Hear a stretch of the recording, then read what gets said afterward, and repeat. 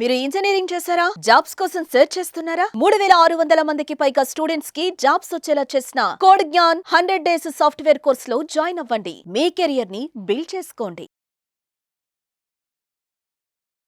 Welcome to Suman TV. నేను మీ Suman TV Nag. జనరల్గా ఇళ్లల్లో కనుక మనం చూస్తే అత్తా కోడల మధ్య ఇష్యూస్ అవుతూనే ఉంటాయి. అంటే ఏదో ఒకటి, ఎవరు తప్పు ఎవరు ఒప్పు అనేటువంటి దాన్ని ఒక్కొక్క జడ్జిమెంట్ బేస్లో మనకు రాలేం. కానీ బట్ కొన్ని విషయాలు కనుక, కొన్ని టిప్స్ కనుక డెఫినెట్గా పాటిస్తే ఆ ఈగో నుంచి బయటపడే అవకాశం ఉంటుంది. అట్ ద సేమ్ టైం ఆ సంసారాన్ని చక్కదిద్దు పెట్టుకోవడానికి ఒక్కొక్క మంచి టిప్స్ మాత్రం డెఫినెట్గా ఈ వీడియోలో మనకు దొరుకుతాయి. సో టిప్స్ ఏంటి? అత్తాకోడల మధ్య రిలేషన్షిప్ ఎప్పుడూ కూడా కొన్ని విషయాల మీద ఆధారపడి ఉండాలి. లేదు అని అంటే జీవితం మొత్తం గందరగోళం అయిపోతుంది. ఈవెన్ మీ హస్బెండ్కి మీరు పూర్తిగా అంటే ఆ కాపురం చేయలేరు, అట్ ద సేమ్ టైం హ్యాపీగా ఉండలేరు, మీ పుట్టింటి వాళ్ళని హ్యాపీగా ఉంచలేరు, అత్తింటి వాళ్ళని కూడా హ్యాపీగా ఉంచలేరు. ఆ టిప్స్ ఏంటి, ఏం తెలుసుకోవాలి, ఏం నేర్పించాలి అనేది ఈరోజు మనతో పాటు హైకోర్టు అడ్వకేట్ అలగిరి రవీంద్రనాథ్ గారు ఉన్నారు. అది వారి మాట్లాడి తెలుసుకుందాం. Hello sir. హాయ్ అండి నాగరాజ్ గారు. సార్, చాలా కేసెస్ చూసుంటారు మీరు.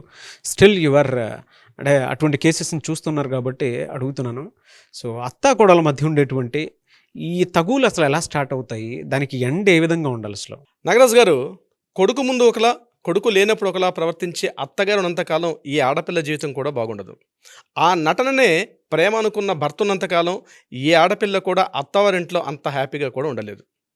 సో నాగరాజ్ గారు, తరాలు మారుతున్నాయి, అంతరాలు పెరిగాయి, చదువులు పెరిగారు, అయినప్పటికీ కూడా అత్త కోడళ్ళ మధ్య ఉన్నటువంటి ఏదైతే సంబంధం ఉందో అది అలానే వస్తూ ఉంది. అంటే అత్త అంటే ఒక అధికారం, కోడలంటే ఒక స్వాతంత్రం అన్న భావన ఇప్పటికీ కూడా ఉంది. అనేక వేల సంవత్సరాలు అవుతున్నప్పుడు కూడా అలానే జరుగుతూ ఉంది. ఎందుకు ఈ విషయం వస్తుంది? చిన్న చిన్న సమస్యలు వాళ్ళిద్దరి మధ్య అంతరాలని పెంచేస్తాయి. ఆ అంతరాలని పెంచేసి ఆ ఇంటిని రణరంగా మార్చేసి, ఆ ఇంటిని ఒక కురుక్షేత్ర సంగ్రామంగా మార్చేసిన పరిస్థితులు అయితే ఉంటాయి. ఇక్కడ ఈ ఇద్దరి మధ్య నలిగిపోయిన వ్యక్తి ఎవరైనా ఉన్నారంటే అది భర్త, లేకపోతే ఆమె యొక్క కొడుకు. నలిగిపోతాడు సార్, బయట చెప్పుకోలేకపోతాడు, ఆయన నరక యాత్ర అనుభవిస్తాడు. ఎందుకంటే చదువులు పెరిగాయి. ఒకప్పట్లో లేదు కాలం పరిస్థితి. ఒకప్పుడు ఎలా ఉండేది? ఇంటికి వచ్చిన గృహిణి అంటే కోడలు ఇంటి పని చేసుకుంటూ అత్తవారికి చేదోడు వాదోడుగా ఉన్నటువంటి పరిస్థితులు మాత్రమే చూసేవాళ్ళం. కానీ కాలం మారింది. ఈరోజు కొడుకు కోడలు ఇద్దరు కలిసి వాళ్ళ సంసారాన్ని చక్కబెట్టుకొని ఆర్థికంగా స్వావలంబన లేకపోతే వాళ్ళు ముందుకు వెళ్ళలేని పరిస్థితి. సో ఉద్యోగాలు చేయలేని పరిస్థితి. ఈ ఉద్యోగాల కోసం ఎప్పుడైతే కోడలు భర్త వెంబడి అంటే కొడుకు వెంబడి ఎప్పుడైతే వెళ్తారో దీన్ని డైజెస్ట్ చేసుకోలేకపోయిన అత్తగారులు ఏం చేస్తున్నారంటే ఆ ఇంటిని అంటే మారుతున్న కాలానికి వాళ్ళు మారలేక ఆ కోడలికి పెట్టే అగచాట్లో ఆ కోడలికి పెట్టే ఆరళ్ళు ఏవైతే ఉంటాయో ఆ ఇంటిని రణరంగంగా మార్చేస్తుంటాయి నాగరాజు గారు. ఇక్కడ కారణం ఏమిటి అని మనకు అసలు విశ్లేషించి మనోవిశ్లేషణ చేయగలిగితే అత్తగారు ఏం చేస్తారు? ఒక తరానికి చెందినవారు, కోడలు ఆధునిక తరానికి చెందినటువంటి అమ్మాయి. వీళ్ళిద్దరి మధ్య అంతరం ఏదైతే ఉందో అంటే ఆ తరానికి మధ్య అంతరం ఏదైతే ఉందో దీన్ని డైజెస్ట్ చేసుకోలేకపోతున్నారు. దీనికి ప్రధానంగా ఇంకో కారణం కూడా చెప్పుకోవచ్చు. ఎందుకంటే తన చిన్నప్పటి నుండి తన చేతుల్లో పెంచినటువంటి కొడుకు ఒక వయసుకు వచ్చిన తర్వాత, పెళ్ళైన తర్వాత ఎప్పుడైతే ఇంకొక అమ్మాయి ఆ స్వాతంత్ర్యాన్ని, తల్లి చేతిలో ఉన్న స్వాతంత్ర్యాన్ని ఆ అమ్మాయి తీసేసుకొని ఆ అమ్మాయి తన చేతులు ఎక్కడ పెట్టేసుకుంటుందో, నా స్వాతంత్రాన్ని, నా హక్కుని ఎక్కడైతే తీసేసుకుంటుందని చెప్పి ఈ ఒక రకమైన అభద్రతా భావంతో తల్లి ఎప్పుడు కూడా మునిగిపోతుంది. ఇది చాలా సందర్భాలు జరిగేది. ఇక్కడే ఎప్పుడు ప్రాబ్లం వస్తుందంటే అక్కడ. ఎందుకంటే ప్రతి చిన్న విషయానికి కిచెన్లోకి వెళ్ళి అమ్మ నాకు దోసేసి పెడతావా, అమ్మ నాకు ఈరోజు అన్నం ఉంది అని చనువుగా వెళ్ళినటువంటి ఆ కొడుకు ఎప్పుడైతే ఇంట్లోకి కొత్తగా వచ్చిన ఒక వ్యక్తితోటి ఇమ్మీడియట్గా తన యొక్క స్వాతంత్రాన్ని తగ్గించి ఎక్కువసేపు ఆమెతో గడపడం, చిన్న కష్టం వచ్చినా బాధ వచ్చినా తల్లి ఒళ్ళో తలపెట్టుకొని మాట్లాడే కొడుకులు ఎప్పుడైతే భార్య అన్నటువంటి ఒక భ్రమ పదార్థం ఎప్పుడైతే ఆ ఇంట్లో ప్రవేశిస్తుందో ఈ తల్లి ఏం చేస్తుందంటే నా నుంచి నా కొడుకుని ఎవరు దూరం చేసేస్తున్నారా అన్నటువంటి ఒక అభద్రతా భావనకు లోనైపోతుంది తల్లి. నాకైతే మా అమ్మ గుర్తొచ్చేస్తుంది సార్. ఆ తల్లికి ఆ భావన వచ్చేస్తుంది అప్పుడు. అదేవిధంగా ఆఫీస్కి వెళ్ళేటప్పుడు అమ్మాయిని కూడా తీసుకెళ్ళడం, వచ్చేటప్పుడు కూడా తీసుకొని రావడం, కిచెన్లోకి వెళ్ళేటప్పుడు ఆమె చెంగు పట్టుకుంటూ కిచెన్లో తిరగడం, బెడ్రూమ్లోకి వెళ్ళేటప్పుడు కూడా ఆమెతో ఎక్కువ సహచర్యం గడపడం. తల్లి యొక్క ప్రాధాన్యత తగ్గుతున్నట్టుగా కనిపిస్తే ఆ తల్లి డైజెస్ట్ చేసుకోలేక ఆ అక్కసని కొత్తగా వచ్చినటువంటి ఆ భ్రమ పదార్థం, కోడలు అనేటువంటి ఆ భ్రమ పదార్థం మీద తన యొక్క జాడ్యాన్ని చూపించుకుంటుంది అత్తగారు. అలా అని చెప్పి కోడలేమో తక్కుతున్నారా? ఆ ఇంటికి వచ్చిన కొద్ది రోజుల్లోనే పూర్తిగా తన గుత్తాధిపత్యం, ఈ ఇంటి మీద నాకు ఆధిపత్యం ఉంది, నేను ఇంటికి మహారాణి, నేను చెప్పినట్టుగా ఇల్లు నడవాలని చెప్పి రైట్స్ తీసేసుకున్నాను. మీరు అన్నట్టుగా యాక్సెప్టెన్స్ ఇమ్మీడియట్గా తీసేసుకుంటారు వితౌట్ ఎనీ కన్సల్ట్. నేనే ఇంటికి పెద్ద మహారాణిని, నేను చెప్పినట్టుగా ఇంట్లో జరగాలి, ఈవెన్ అత్తగారైనా సరే వాళ్ళ అమ్మగారైనా సరే నా చెప్పు చేతల్లో ఉండాలని కోడలి యొక్క మనస్తత్వం కూడా ఆ ఇంటిని పూర్తిగా ఒక రకమైన రణరంగ వాతావరణాన్ని మార్చే పరిస్థితి కూడా ఉంటుంది నాగరాజు గారు.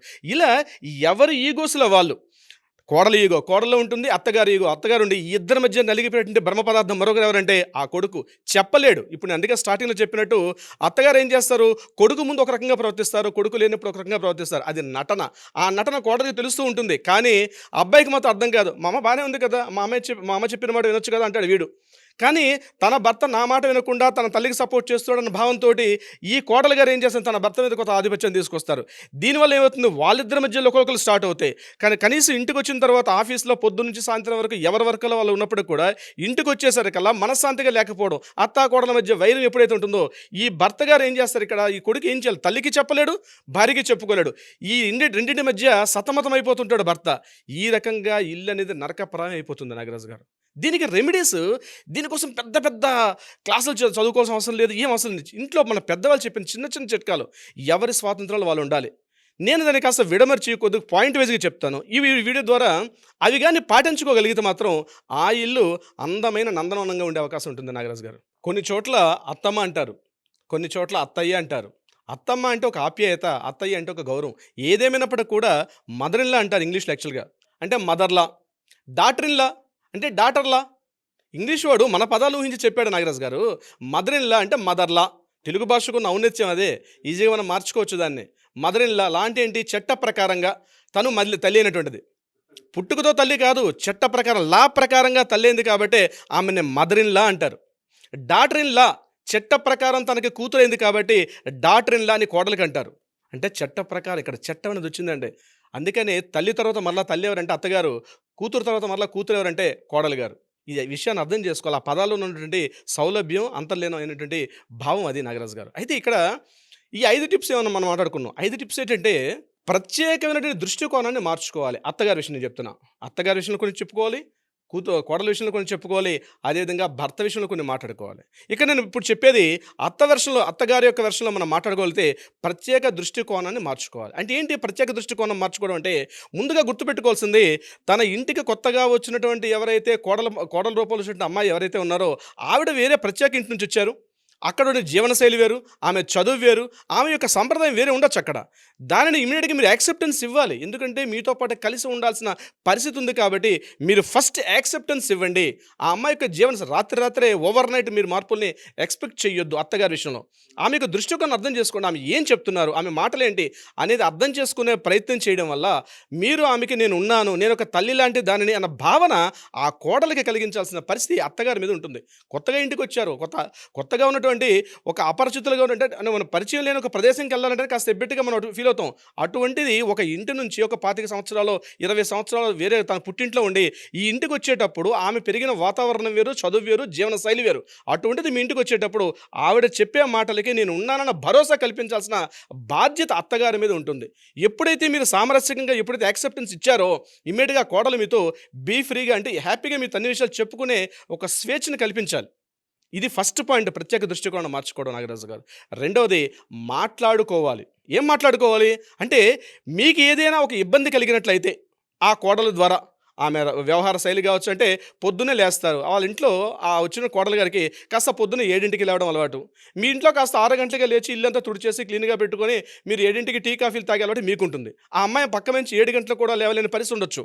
అటువంటి సందర్భాల్లో అమ్మాయి ఇట్లాంటి పరిస్థితి కాదు, ఇలా కావాలి అని చెప్పి ఆమెకు నచ్చ చెప్పే ప్రయత్నం చేయాలి తప్ప మీరు ఆమెని రివెంజ్గా అంటే హార్ష్గా మాట్లాడి ఆమెతో రఫ్గా మాట్లాడడం వల్ల కూడా ఆమె యాక్సెప్టెన్స్ ఇవ్వదు. ఏంటి ఇంత రఫ్గా ఉంది, మా అత్తగారు ఇంత రఫ్గా ఉందని చెప్పి ఇరుగు పొరుగు వాళ్ళతో చెప్పుకుంటారు. మీ ఇరుగు పొరుగు వాళ్ళతో మీ కోడల గురించి చెప్పుకోవడం కన్నా మీ మనసులో ఉన్న భావాన్ని మీ కోడలు కాస్త వ్యక్తీకరించండి ఆమెతోటి. నాకు ఇలా కావాలి, మన ఇంటి వాతావరణం ఇలా ఉంటుంది కాబట్టి ఈ టైంకి లేవాలి, ఇలా పని ఉంటుంది, ఇలా చేసుకోవాలి అని మీరు నచ్చ చెప్పే ప్రయత్నం చేయండి. ముందు కమ్యూనికేట్ చేయండి. అందుకే నేను మాట్లాడుకోవాలి అని ఈ శీర్షిక పేరు పెట్టడం కూడా జరిగింది నాగరాజు గారు. This is the point number 2. అవును సార్, అంటే కమ్యూనికేషన్ ఇస్ మేజర్ కీ. వీళ్ళు ఏం చేస్తారంటే కనిపించేటువంటి అమ్మలక్కలందరితోనూ చెప్తారు మా కోడలు ఇలాంటిదని చెప్పి బట్ తీరా వీళ్ళ దగ్గరకు వచ్చేటప్పటికి ఆ విషయాన్ని దాచేసి వెనక ముందు కొనుక్కుంటూ మాట్లాడుకుంటూ ఉంటారు. అదేదో ఇక్కడే చెప్తే ఇంటి గెలిచినట్టు ఉంటుంది, ఇంటిని కాపాడుకున్నట్టు ఉంటుంది. అందుకే అంటూ ఉంటారు ఇంటి గుట్టు ఎప్పుడు కూడా ఇలానే ఉండాలని చెప్పి. True sir, very good point, valid point కూడా. మూడో పాయింట్ ఈగోకు బదులుగా ఏముండాలి, ఓర్పు ఉండాలి. నేను ఎగ్జాంపుల్ చెప్తాను. ఒక అమ్మాయి తన అమ్మగారింట్లో ఉండేటప్పుడు, తన పుట్టింట్లో ఉండేటప్పుడు సాయంత్రం స్కూల్ నుంచో కాలేజ్ నుంచి అయిపోగానే తన ఇంటికి ఫాస్ట్గా వచ్చేసి కిచెన్లో అమ్మ వంట వండుతుంటే ఫాస్ట్గా కిచెన్లోకి వెళ్ళిపోయి తనకి ఇష్టమైన దోశలో లేకపోతే మరొకటి వేసుకుంటూ తన ఒక ఒక ఒక తన స్వేచ్ఛగా తను ఎంటర్ఫేర్ అవుద్ది. అదే అత్తగారింటికి వెళ్ళిన అదే కోడలు గారు ఏం చేస్తారంటే భర్తతో ఇంటికి వచ్చిన తర్వాత అంత చనువు ఉండకపోవచ్చు, మా అత్తగారు ఏమనుకుంటారని. తనకు కూడా ఆ సాయంత్రం వచ్చే టైంలో ఆకలి వేసి ఉండొచ్చు, ఫాస్ట్గా వెళ్ళి కిచెన్లోకి వెళ్ళి దోశలు వేసుకుంది. నేను ఈ దోశ ఎందుకు విషయం చెప్తాను మీకు, జరిగిన విషయం కాబట్టి నేను చెప్తున్నాను. ఆమె కూడా సాయంత్రం ఏం చేసిందంటే భర్త గారితో వచ్చి బయట బైక్ ఆఫ్ చేసేసి కిచెన్లోకి తిన్నగా వెళ్ళి తనకు ఆకలేస్తుందని చెప్పి ఫ్రిడ్జ్లో దోశ పేస్ట్ తీసి ఫాస్ట్గా దోశలు వేసుకుంటుంది. ఇమ్మీడియట్గా అత్తగారు చూసి, ఏంటో దౌర్జన్యం ఏంటి నీకు, అంత ఇదేంటి ఇక్కడ, ఏం నన్ను పెద్ద ఇంట్లో అడిగే హక్కు నీకు లేదా అంటే, దోశ ఆకలేసిందండి, దోశ తినడానికి వచ్చాను, నేను పొద్దున్న ఆఫీస్లో వర్క్లో ఉండిపోయానంటే, నీ నీ పుట్టిల్లు అనుకుంటున్నావా, ఇక్కడ నేను పెద్దనున్నా నాకు చెప్పి చేయాలి. అది that is called ego Nagaraj గారు. ఏముందండి, తనకు ఆ స్వేచ్ఛ తన ఇంట్లో తన మరలా ఒక కుటుంబ భారాన్ని మోసే ఒక స్త్రీ అమ్మగారింట్లో ఉన్నంత స్వేచ్ఛ అత్తగారింట్లో కల్పించుకోకపోవడం వల్ల ఆ అత్తగారు నేను ఇక్కడ ఇంట్లో పెద్దదాన్ని, నాకు చెప్పి చేయాలి, చెప్పులు వేసుకుని వెళ్ళాలి అన్నటువంటి భావన ఎప్పుడైతే ఉంటుందో ఇది వారి మధ్య వైరాన్ని కూపించే అవకాశం ఉంటుంది. అంటే తను ఏదైతే స్వేచ్ఛకుంటుందో ఆ ఇంట్లో, ఆ పుట్టింట్లో ఉన్న అమ్మాయి అత్తగారింట్లో కూడా అంత స్వేచ్ఛగా ఉన్న రోజునాడు ఆ అత్తా కోడల మధ్యలో వైరం వచ్చే అవకాశం ఉండదు. చిన్న చిన్న సమస్యలు వచ్చినా సర్దుమణిగిపోతాయి. ఈగో అన్నటువంటి ఎప్పుడైతే పెట్టుకుంటామో అది పెద్ద మనకు ఒక షెల్ లాగా, ఒక పెద్ద రాతి గోడలాగా ఉంచి రోజు రోజుకి ఒకరి అభిప్రాయాలకు చెప్పుకోలేక అది చాలా పెద్దగా పెట్టని కోటలాగా అయిపోతుంది వారి మధ్య. అట్లా కాకుండా సామరస్యపూర్వకంగా చిన్న చిన్న విషయాలకు కానీ అమ్మాయికి కానీ కల్పించగలిగితే, అత్తస్థానంలో ఉన్న అత్తగారిని చెప్తున్నాను, కల్పించగలిగితే కోడలు స్వేచ్ఛగా ఉంటారు, కోడలు కొత్తగా మాట్లాడుకొని అత్తగారికి ఇంకా ఎంత కావాలో అంతకన్నా ఎక్కువ చూసుకునే పరిస్థితి కూడా కల్పిస్తారు. ఎందుకంటే ఆవిడ కూడా అత్తగారు కూడా ఒకప్పటి కోడలే కాబట్టి. తీర్మానాలకి గౌరవం ఇవ్వాలి. ఇది కొంత ఇంట్రెస్టింగ్ పాయింట్ నాగరాజు గారు. తీర్మానాలకు గౌరవం ఇవ్వాలి. Decision making. శాలరీ వచ్చిన తర్వాత కొడుకు ఏం చేస్తాడంటే, మొదట్లో అలవాటు కొత్త శాలరీ రాగానే తీసుకెళ్ళి అమ్మకు ఒక శారీ కొనడం, అమ్మకు ఒక బంగారు నగ చేయించడం, ఇలాంటివి మొదట్లో చేయించేవాడు. ఇప్పుడు ఏమైంది, ఆ స్థానంలోకి తల్లి స్థానంలో కొత్తగా భార్య అనేటువంటి మరొక బ్రహ్మాండ పదార్థం వచ్చిందని చెప్పాను చూసారా. ఇక్కడ భార్యకి ఏం చేస్తారు, శాలరీ రాగానే భార్యను తీసుకుని సినిమాకి వెళ్ళడం, లేకపోతే ఎక్కడైనా ఒక దగ్గరలో ఒక రెస్టారెంట్కి వెళ్ళడం, లేకపోతే ఇతరత్ర అవుట్ స్టేషన్కి వెళ్ళే సందర్భాల్లో ఇక్కడ అత్తగారి యొక్క మనోవేదన చెప్పుకోలేని బాధ భరిస్తారు. ఇక్కడ తీర్మానం ఎందుకు నేను చెప్పానంటే, ఒక డెసిషన్ తీసుకునే సందర్భంలో కోడలి గారు ఏదైనా ఒక డెసిషన్ తీసుకుంటే ఆమె తీసుకున్న డెసిషన్ని ఈవిడ గౌరవించేటంగా ఉండాలి. అంటే ఆ తీర్మానం కాస్త జెన్యూన్ తీర్మానం అయితే తప్పనిసరిగా అత్తగారు దాన్ని గౌరవించే విధంగా ఉండాలి. ఇంకా కాకుండా ఆర్థికంగా కొంత సపోర్ట్ చేసే విధంగా ఉండాలి. ఓకే, మీరు వెళ్ళిరండి, రెస్టారెంట్కి వెళ్ళిరండి, కాస్త ఇంట్లో రోజు ఏం చేస్తారు, సండే వచ్చింది కదా, సాటర్డే వచ్చింది, కాస్త బయటికి వెళ్ళిరండి అని చెప్పి వాళ్ళ స్వేచ్ఛ స్వాతంత్రాలని ఇవి కాస్త ఒక తీర్మానం ద్వారా ఆవిడ ఓకే యాక్సెప్టెన్స్ ఇచ్చే ప్రయత్నం చేయాలి. అట్లా కాకుండా ఈమె వెళ్ళడం తప్పు, నువ్వు సాయంత్రం కల్లా అట్లనే తిరుగుతుంటాడు, నువ్వు ఆయన కంట్రోల్ చేయాలి, మీ ఇద్దరు కలిసి ఇంట్లో ఉండాలి, మీ టైంకి వెళ్ళకూడదు, సండే పూట ఇంట్లో చాలా పనులు ఉంటాయి అని చెప్పి వాళ్ళ స్వేచ్ఛా స్వాతంత్ర్యాన్ని కానీ అడ్డుపరిచి ఈమె ఒక రెజల్యూషన్స్ తీసుకొని, ఈ రెజల్యూషన్స్ ఇలాగే జరగాలి, నేను ఇంట్లో పెద్ద శివగామిని, నేను ఎప్పుడో మన బాహుబలి సినిమాలో శివగామిలాగా ఇంట్లో నేను చెప్పినట్టు నడాలంటే కుదరదండి. మారుతున్న కాలంతో పాటు మారాల్సిన పరిస్థితి అత్తగారి మీద కూడా ఉంటుంది నాగరాజు గారు. Last but not list Nagaraju గారు, తప్పులపై పదే ఫోకస్ చేయడం. ఇప్పుడు నేను చెప్పానండి ఒక విషయం, ఇందాక చెప్పాను ఒక పాయింట్లో కూడా, మార్నింగ్ పూట లేవాలని చిన్న విషయం కనిపించే చాలా చిన్న విషయం, కానీ ఆ చిన్న విషయం మీద అత్తాకోడల మధ్య బాహాబాహి యుద్ధాలు జరిగిన సంఘటనలు కూడా చాలా ఉన్నాయి నాగరాజు గారు. ఇక్కడ పదే చిన్న తప్పులు జరుగుతుంటాయి. ఏది చిన్న తప్పులు అంటే, ఒకరోజు భర్త వెళ్ళి ఒక శారీ కొనుక్కుంది ఆవిడ, అత్తగారికి చూపించలా, తీసుకొచ్చి డ్రెస్సింగ్ టేబుల్లో పెట్టింది. ఎవరో కోడలు గారు ఏదో సందర్భాల్లో వాషింగ్ చేద్దాం అనుకున్న సందర్భాల్లో కొత్త శారీ కనిపించింది. అత్తగారు వెంటనే చూసి ఆహా, నాకు చెప్పకుండా ఇలా చీరలు కొనిపెట్టేస్తావా, వాడు ఇన్కమ్ని, వాడి సంపాదన మొత్తం నీ చీరలకి నగలకి తగలేస్తావు అని చెప్పి రివర్స్ అయిపోయిన అత్తగారు ఉన్నారండి. అంటే మా కొడుకు ఆస్తి మొత్తం నువ్వు ఇట్లా వేస్ట్ చేస్తావా. చిన్న తప్పులు అవి, తప్పే ఉంది, తప్పు ఈవిడ దృష్టిలో తప్పు, ఆవిడ దృష్టిలో తప్పు కాదు. నా భర్త యొక్క ఇన్కమ్ కదా, నాకు ఈ పండగ వచ్చింది, లేకపోతే మా పుట్టింటికి పెట్టాలి, ఏదో ఒక అకేషన్ కోసం చిన్న వస్తువు కొనుక్కుంది, ఆ మాత్రం స్వేచ్ఛ కొడలకు ఉండదా. నా ఇల్లు కాబట్టి నా స్వేచ్ఛగా భావిస్తా అని చెప్పి ఆమె ఒక హక్కును తీసుకుంటుంది అక్కడ. కానీ ఈవిడ దృష్టిలో ఆ చిన్న తప్పుగా భావిస్తారు. ఆ చిన్న తప్పుల్ని ఎక్స్క్యూజ్ చేయలేకుండా, ఎక్స్క్యూజ్ చేసే భావనలు లేక, పెద్ద తరహా భావనతో తెలియకుండానే ఆమె మీద ఆధిపత్యాన్ని చూపించాలి, అధికారాన్ని చూపించాలని ఎప్పుడైతే భావిస్తారో ఆ ఇంట్లో మరలా ఒక ఘర్షణాత్మక వాతావరణం వస్తుంది రాజు గారు. ఇలాంటి చిన్న విషయాలు, వీటిని కానీ కాస్త ఇప్పుడు నేను చెప్పిన 5 ప్రధాన పాయింట్స్ ఏవైతే ఉన్నాయో ఒక్కొక్క పాయింట్ చుట్టూ మనం మాట్లాడుకుంటూ ఒక్కొక్క ఎపిసోడ్ చేసుకోవచ్చు నాగరాజు గారు. కానీ ప్రధానంగా ఉన్న ఈ 5 పాయింట్స్ ఏవైతే మాట్లాడుకోగలిగితే, ఆ అత్తాకోడల మధ్య కూర్చుని మాట్లాడుకోగలిగితే నిజంగా హస్బెండ్ లైఫ్ అండి స్వర్గలోకంలో ఉన్నట్టుంటుంది. నిజంగా ఇంటికి వెళ్ళేసరికల్లా, ఆ కొడుకు గారు ఇంటికి వెళ్ళేసరికల్లా అత్తాకోడ ఎదురు కూర్చొని కాస్త ముచ్చట్లాడుకున్న మాట్లాడుకున్న వాతావరణం చూస్తే ఎంత హ్యాపీగా ఉంటుంది నాగరాజు గారు. మీరు ఫేస్ చేశారు, నేను ఫేస్ చేశాను.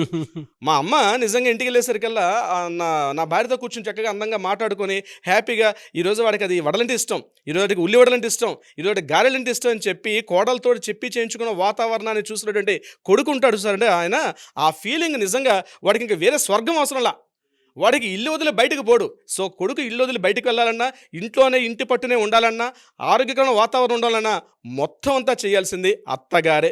మదర్లా, అదే మదర్ ఇన్ లా. నేను కొన్ని కేసులో చూశాను నాగరాజు గారు. ఒరే అబ్బాయి, నువ్వు లేనప్పుడు నీ భార్య సెల్ ఫోన్లో కంటిన్యూ ఎవరితో మాట్లాడుతుందిరా, నవ్వుకుంటూ పదే పదే మాట్లాడుతుంటుందిరా అని చెప్పి వాడికి లేనిపోయిన అనుమానాలు కలిగించినటువంటి తల్లిళ్ళు కూడా ఉన్నారు, అంటే అత్తలు కూడా ఉన్నారు. అంతేకాకుండా మంచం మీద తినేటప్పుడు ఆ అమ్మాయి కాస్త మంచం మీద కూర్చొని తినే అలవాటు ఉంటుంది.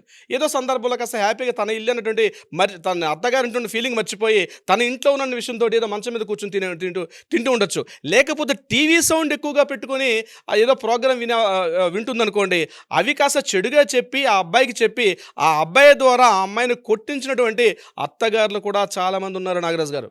చాలా సంఖ్యలు ఉన్నారు. నాకు వచ్చే కేసులో చూస్తుంటే వాళ్ళు చెప్పే చిన్న చిన్న విషయాలు, ఏదో సందర్భంలో బట్టల షెల్ఫ్ తీసేసరికల్లా మొత్తం హౌస్ అంతా క్లీన్ చేస్తున్నారు. ఆ ఇంట్లో ఉన్న ఫొటోస్, వాళ్ళు మ్యారేజ్ ఫొటోస్, సరే మొత్తం వైట్ వాష్ చేస్తున్నాం కదని చెప్పి ఆ వైట్ వాష్ తీసి పక్కన పెట్టిందట అమ్మాయి. ఇమీడియట్గా అత్తగారు వెళ్ళిపోయారే, నీ ఫొటోస్ మొత్తం తీసేసి ఆమె వేరే వాడితో అబ్బాయితో మాట్లాడుతుంది, కంటిన్యూ ఫోన్లో చాటింగ్ చేస్తుంది, నీకు తెలియదు కాస్త మీద ఒక దృష్టి పెట్టని చెప్పి ఆ కొడుకుని ప్రేరేపించి ఆ కొడుకు ద్వారా కోడలను కొట్టించిన వ్యక్తులు నేను చూశాను కేసులు, అందరికి వచ్చిన కేసులు. అంటే ఈ చిన్న చితక విషయాలు, చిన్న చిన్న కారణాల రీత్యా కొడుకుకి కోడలకు మధ్య అగాధాన్ని ఎందుకు పెంచుతారు తెలుసు నాగరాజు గారు? ఒక రకమైన అభద్రతా భావం, నా కొడుకు ఎక్కడ దూరం అయిపోతాడో ఈ విషయం తెలుసుకోలేక కొడుకు కూడా అటు తల్లికి చెప్పాలా, భార్యకి చెప్పాలా సతమతమైపోతూ ఒక సందర్భంలో భార్య వైపు, ఒక సందర్భంలో తల్లి వైపు మాట్లాడుతూ ఏం చేయాలో అర్థంగా కన్ఫ్యూజ్ అయిపోతుంటాడు నాగరాజు గారు. అంటే కొడుకు చేత వైఫ్ని కొట్టించేటువంటి వాళ్ళు కూడా ఉంటారు. తను బేరు చేయలేక సరే వేరు కాపురం పెడదాము అనుకున్నటువంటి పరిస్థితులకి వెళ్ళిపోయేటువంటి వాళ్ళు చాలామంది ఉంటారు.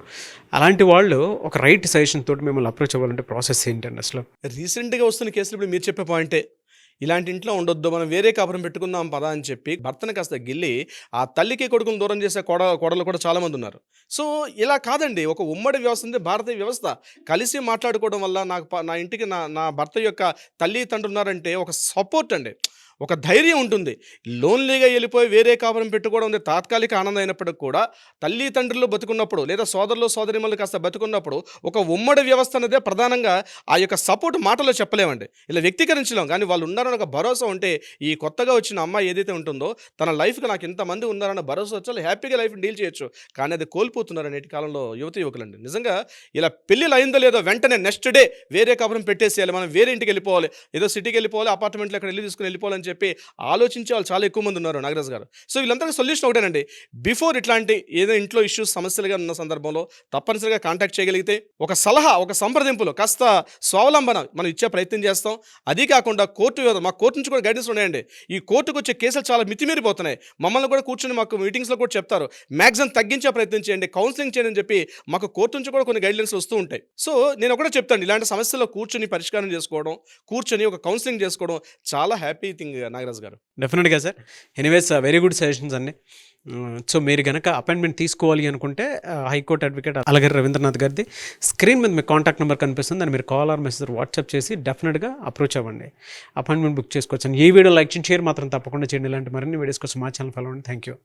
అండ్ మీ ఒపీనియన్ ఏంటంటే మీ జనరల్గా అంటే మీరు ఫేస్ చేస్తున్నటువంటి సఫరింగ్స్ ఏవైతే ఉన్నాయో కింద కామెంట్ బాక్స్లో పోస్ట్ చేసినా మేము వాటి మీద సొల్యూషన్ వీడియోస్ డెఫినెట్గా చేస్తాం. దీనికి పార్ట్ 2 ఉంది, మీకు పార్ట్ 2 కావాలనుకుంటే మాత్రం కింద కామెంట్ బాక్స్లో పోస్ట్ చేయండి. ఎనీవేస్ థ్యాంక్ యూ అండి, thank you so much Ravindranath గారు. Thank you so much Nagaraju గారు. సుమన్ టీవీలో మీ పర్సనల్ అండ్ బిజినెస్ ప్రమోషన్స్ కోసం కింది నెంబర్కి కాంటాక్ట్ చేయండి.